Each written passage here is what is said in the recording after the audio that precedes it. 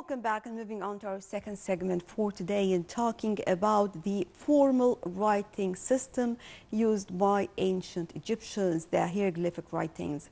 And over the phone we have Dr. Zeina Salim, researcher in Egyptian antiquities. Hello? Hello?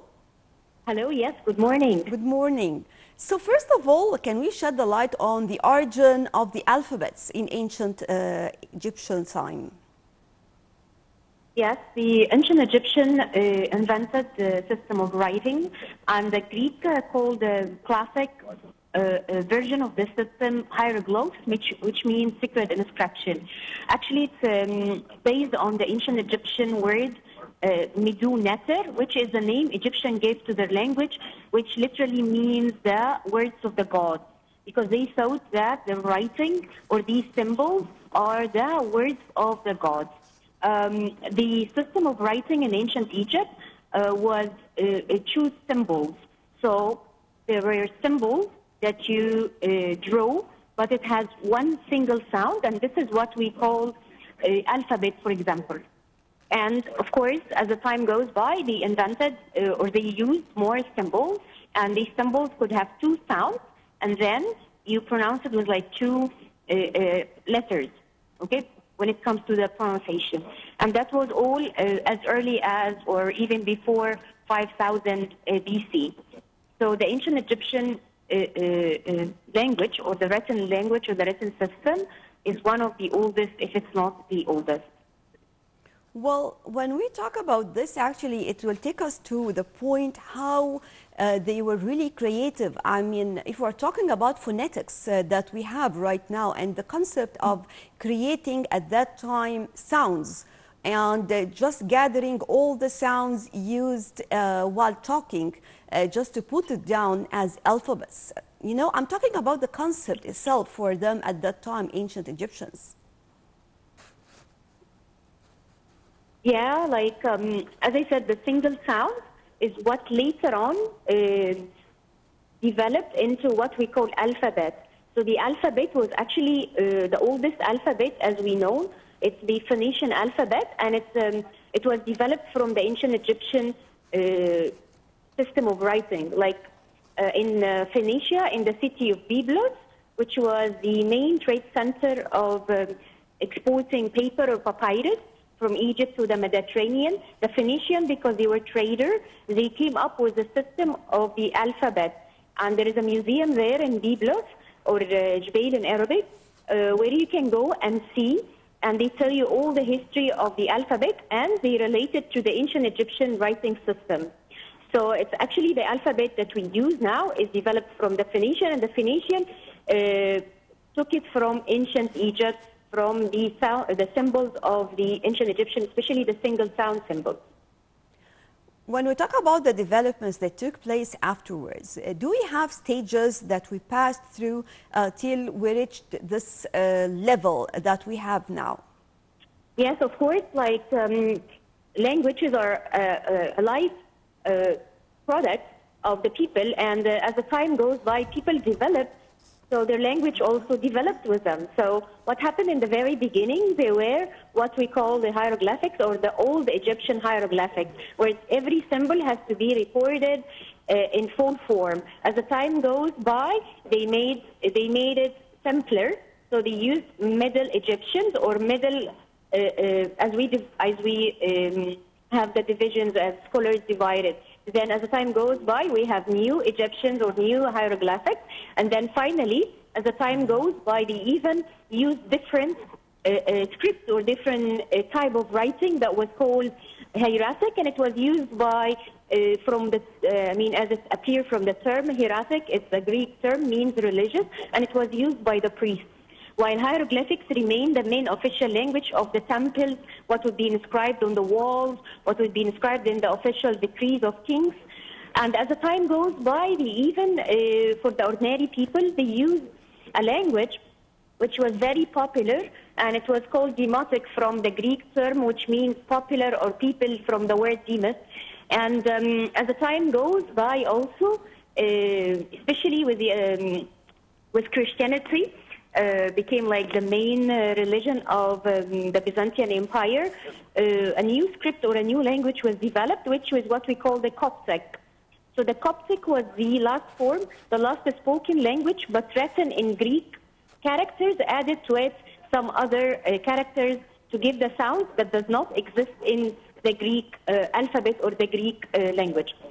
So, and we still, of course, use in our churches Coptic, which is why we have so many words that's still in use from ancient Egypt language, because of the Coptic writing and the Coptic that was like the last form or the last stage of the ancient Egyptian spoken language. Well, talking about the systems of writing or the communication at that time before adopting the hieroglyphics writings, what was the system that they used? The system of writing, as I said, it was hieroglyphic. No, I mean before this, was there any system that they used? Before the hieroglyphics, before Yes. the oldest form? Yes. Yeah, they were, of course, painting and carving on the caves and in the walls.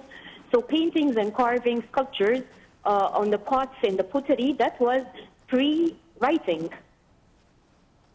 Yes, because... So images, and then the language was developed. Right. I mean, because at that time there were treaties, for example, signed. Later, of course, we know that many peace treaties were signed and they used the hieroglyphics writings. But I was just asking about before applying this system and how they managed to work on it at that time. Before inventing writing, you mean? Yes. What was the system? Yes. What was the system that was used? Yes. Okay, so the system that they used was images that they depicted on the early like pottery, ivory labels, stuff like that. So that was images that they expressed their feelings through images, through painting, through carving, through even sculpture. That was pre-inventing writing. Well, And then as soon as the country was united, as early as the first dynasty, in the same time, they start to have writing. So writing is associated with the beginning of what we call recorded history. So what we know about Egypt in the record also started when they have the system of writing. Before that, even as historians, we classify what pre-writing is what we call the archaic period or prehistory.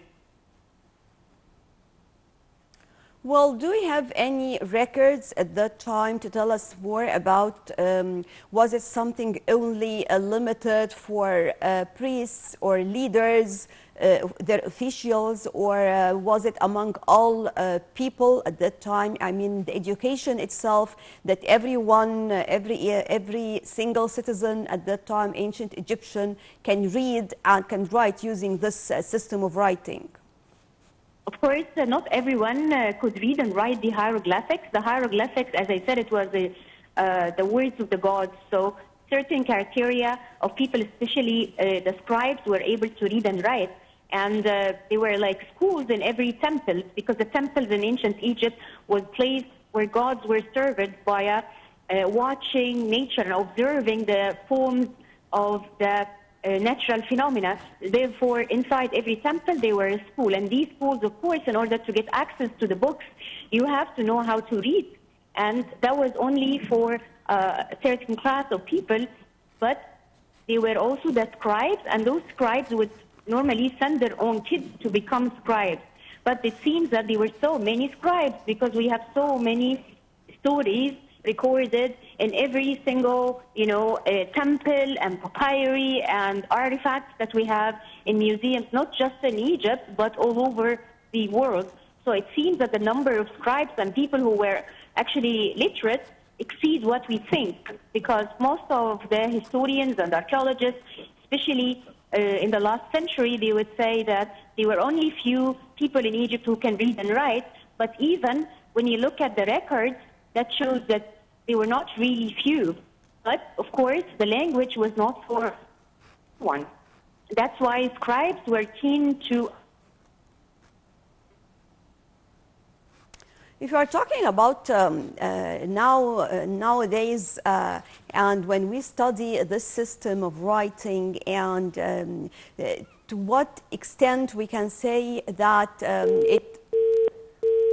Right, it looks that I lost my guest over the phone, but actually we got really a very good information about hieroglyphic writings and this system that was used by ancient Egyptians, recording many of their actually activities and discoveries and treatises signed by them. So many developments that we have seen at that age, that up till today still we are thinking how they were able to achieve all this without using our modern technology of these days. So Dr. Zeina Salim, researcher in Egyptian antiquities, thank you very much for joining us. And with this, we come to the end of our breakfast show for today. Thank you all for joining us. Stay tuned for more coming up on Nile TV International.